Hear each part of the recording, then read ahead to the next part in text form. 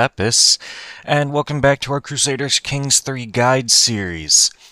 This one is specifically about civil wars, and in a similar vein, wars of succession.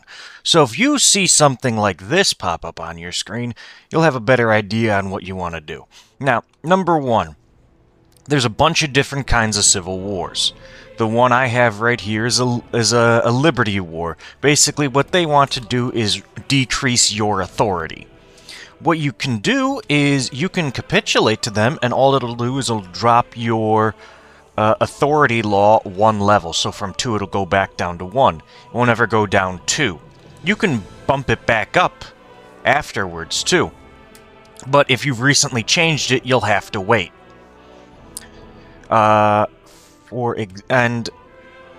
If you are starting a fresh new save file, you have to wait 5 years before a civil war can start against you. It used to be they could do it at any time. They changed it in a patch a while back so that you have a 5-year grace period before you can have a civil war start against you at the start of a game. That's what I had to deal with right here. I've engineered this situation too. As you can see, I have Ireland completely conquered, a lot of money, prestige, and piety. I did that just so we could get this scenario set up. Otherwise, it wouldn't really work. I do have debug mode still on, just so I can show you all stuff. And if you select I will not be threatened, it will start a war. If you start I guess I have no choice, you'll pay a little penalty, but the faction will disband. This is for Liberty faction only. But if we tell them we will not be threatened, that will start the war. Your vassals will rise up against you. Now, there's a couple of ways you can go about this. The simplest way is to just beat them all in military. For example, my vassals here, they're not quite on the same level as my troops. But they do have a lot of troops. What can you do? Well, the easiest way to do things is to simply increase your military. So, over here, I had to drop the military so that they would actually do a rebellion. So we'll build this up right now.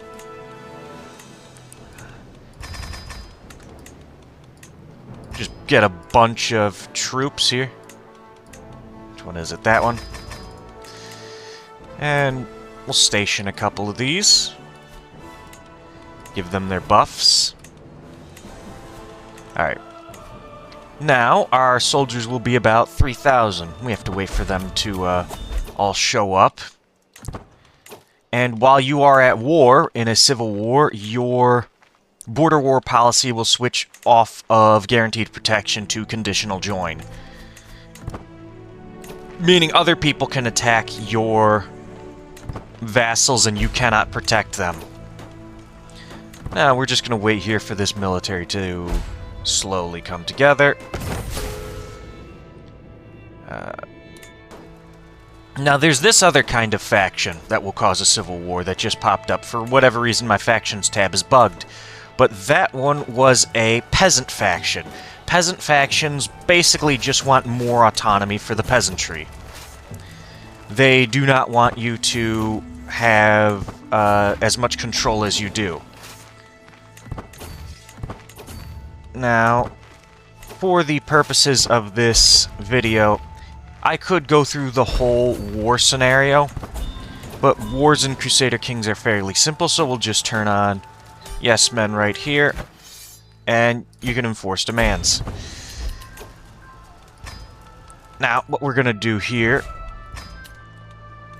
is something very simple. I'm going to show you the various types of factions you can have against you, and how to deal with factions. So let me just go ahead right here. And we are going to... Where is it? Here, we're just going to release these guys. I artificially increased their hatred of me, too. In addition to lowering my legitimacy.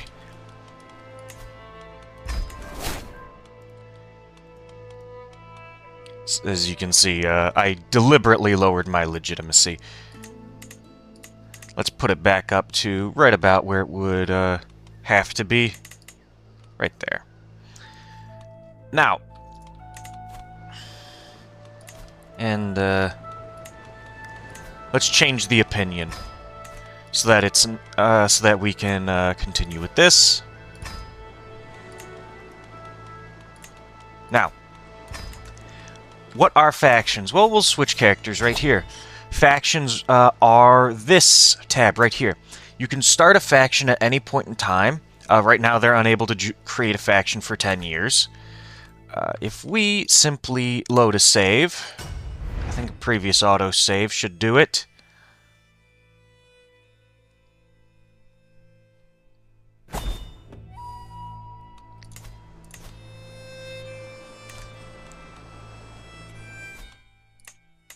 Think that should do it. Yep, if we load an autosave, we can see this tab right here, Against Your Liege. There's 4 factions right here. Liberty faction we just went over. It also goes for Imperial Bureaucracy and Administrative Realms. And like it says, they are loyal to the realm, they just don't like the amount of power that you have over them. Claimant faction is not loyal to the realm. They support a pretender. So, for example, this guy who has a claim on one of my titles, they can start a faction for that, and they can start a claim to put this person on this title. And if this succeeds, you will get a claim if you are pushing against them to get this title. On the other hand, if you are the king here, you will lose that title, and you will lose a lot from that decision. If we disband that. An independence faction here. These ones are not loyal to the realm. They want to rebel against their liege lord and secede from the realm. They want to become independent. I believe we got involved in one of these factions in my Middle Eastern playthrough as Al-Najd, which you can find on my channel if you want to see how an in-depth on how well that went. Press demands at any time will press the demands, but that is not how it works entirely. A Disillusion faction wants to destroy the top realm. It's an even more radical version of an independence faction. What this does is they want to completely destroy the Kingdom of Ireland. What that will do is destroy Ireland and any other titles on the Kingdom tier, and every other vassal underneath that will go free, will become independent. Now, you see how it says too weak to send an ultimatum? You need discontent to actually send an ultimatum. So, for example, if we switch characters here, we can see there is a brewing rebellion. Now that it's above 80%, discontent will start going up. What that means is... an ultimatum will be sent in 9 months to the king. Now, if you're playing as the king, you get an alert, basically saying that it's happening. My tab menu here is bugged. Just know that it's here.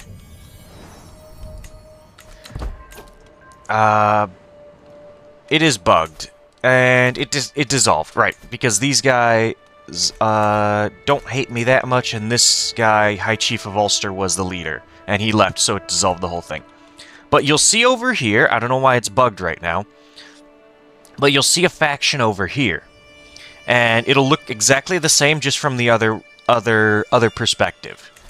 So if we switch character and create that faction again, we should be able to see it if we swap. No, it did not create. It did not show us. Did it disappear? No, it did not. Okay, it's just not showing us for some reason. I don't know why. It's probably a bug. But the faction will appear right here. It'll have that bar. Once that bar passes... let me show you guys. Once that bar passes this, which is 80% military power threshold, once that bar passes there, discontent will start brewing. It'll tell you that there can be an ultimatum sent. Once the king receives the ultimatum, either he capitulates or doesn't, and it will show you the penalties and bonuses for doing so. It'll start a war. Now, how do you avoid a war? Specifically, how do you avoid a succession war? For example, my character dies, his sons get in power. So, I have 2 sons right now.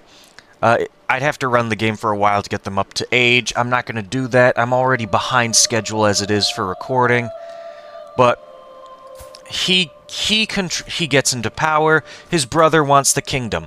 Well, and his brother has inherited land. This land right here is what he would inherit specifically, this ducal title of Leinster. How do we go about preventing that? Well, number 1, the easiest way and also the cheapest way to do it, both cheap in the sense of it costs the least and it's kind of cheesy. What you can do is come over to here and come over to your capital ducal title and add a succession law.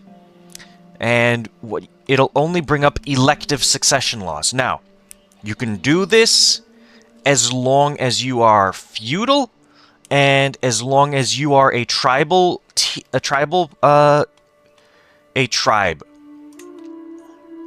You'll get access to these elective laws. Now, Anglo-Saxons have Saxon elective, the Irish have Tanist elective, and Scandinavians have Scandinavian elective. And there's also tribal elective. Each one of these has different bonuses and malices, but none of it matters because we're not going to have any electors. You see, what happens here is we own both counties. So if we put on an election, for example, Tanistry elective, if we view the election, there's one elector. It is us. We get to pick who gets this land, and we pick our player heir. Our player heir will get this land. It will not take away from our other player heir right here, who will be inheriting this land. However, what we can do is go over to this land, add a succession law here, and let me get some prestige for this. Now, we choose our player heir here, and now the other son does not inherit anything. And what this becomes something like what I like to call your core land. Now, if you were playing, say, over here in England, your core land would be this ducal title here of Essex. This is your core land. You want to control all of this land at once, and you want to always inherit only this land. Doesn't matter anything else that gets inherited anywhere else, because as long as you always inherit your core land, you will be more than powerful to deal with whatever succession crisis comes around. Because what you always do when you get a new character, or when you start playing the game, your core land always is constructing. You always construct in your core land. Meaning, you're always building here. Your development is always increasing. It's always the same culture and religion. You have it fully built up, meaning all of the baronies that are possible have holdings in them. They all have castles, or well, maybe when the next update comes, they'll all have churches, or they'll all have cities for merchant republics. I'm pretty sure they're adding in merchant republics. But the point is, the holdings you can hold are, you have the first 3 holdings, which are castle, city, church, and then you have your extra holdings, which are always going to be whatever you can hold. So, for example, castle. Now, what it means with your core, you take your core duchy. For us, it's Meath. Now, the reason why I pick Meath as our core holding is because it is the capital duchy. The capital of Ireland is Dublin, right here. It's a very good county. There's a lot to build up in it. And you have this extra bit tacked on here. Why not something like Connacht? Well, it is very good. However, it's far away from our capital right here. and we already own Leinster. So it's all about setup. If I wanted to switch core holdings to Connacht, I would give away Leinster and find an excuse to take Connacht from this man. So for example, if we take his realm, and then we let it run a couple of days, and then we say, I don't know, invite him to our court. Yes, men is still on, and we grant him Leinster instead. Now this would shift our core land to being Connacht and Meath. This would be our core land, this area here, which is what I would recommend if you're playing in Ireland. And then again, same thing. Do that. You now will forever control this land right here as long as you have the domain capacity for it.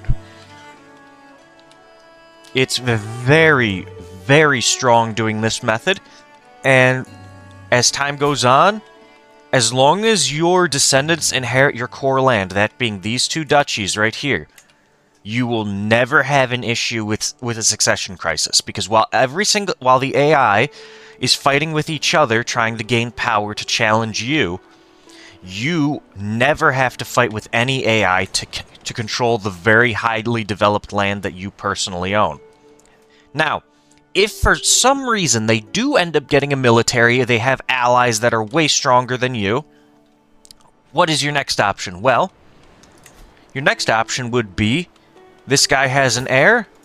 Simple. Arrange a marriage between him and your daughter. That'll create an alliance, and that will mean that this vassal can no longer rebel against you. Another way to do it, if you don't have daughters, or you don't want to give away daughters, or all your daughters are already married, or all your sons can't marry their daughters. If you can't get a marriage whatsoever, what you can do is you can try and get a marriage alliance with another ruler. For example, France, or Scotland, or Wessex down here. As long as they're reasonably close by and have a large military, then it's very good. For example, if you were playing in Italy, try and get an alliance with the Eastern Roman Empire over here. They're fairly close by. They're usually pretty strong. They're typically stable, although they do tend to get involved in civil war a lot. But generally speaking, the vassals inside the empire are very stable. And what this is the easiest way to prevent civil war. And as long as you're not busy fighting a civil war, you can focus your attention on anybody else outside. Now, if you do have rebellious vassals, and you manage to take land away from one, what you want to do is get a vassal who is scared of you. Because a scared vassal will never go against you unless there's a hook involved. And it'll make it really easy to tell who's rebelling against you and who's being forced to rebel against you. Meaning, when you look in the Factions tab, if you see people who are scared of you in there, that means they were coerced into being there against you.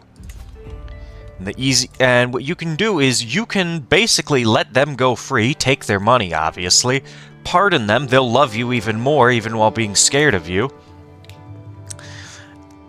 And that's the other thing, if they have above 80 opinion of you, they will not go against you. So if you see that as well, you know that they are a loyal servant of you, and you should not take undue action against you. However, if you find somebody like this, who is paranoid, wrathful, and shy, and he hates you, and he's belligerent, and he's in a faction against you, that's the guy you need to punish, this guy.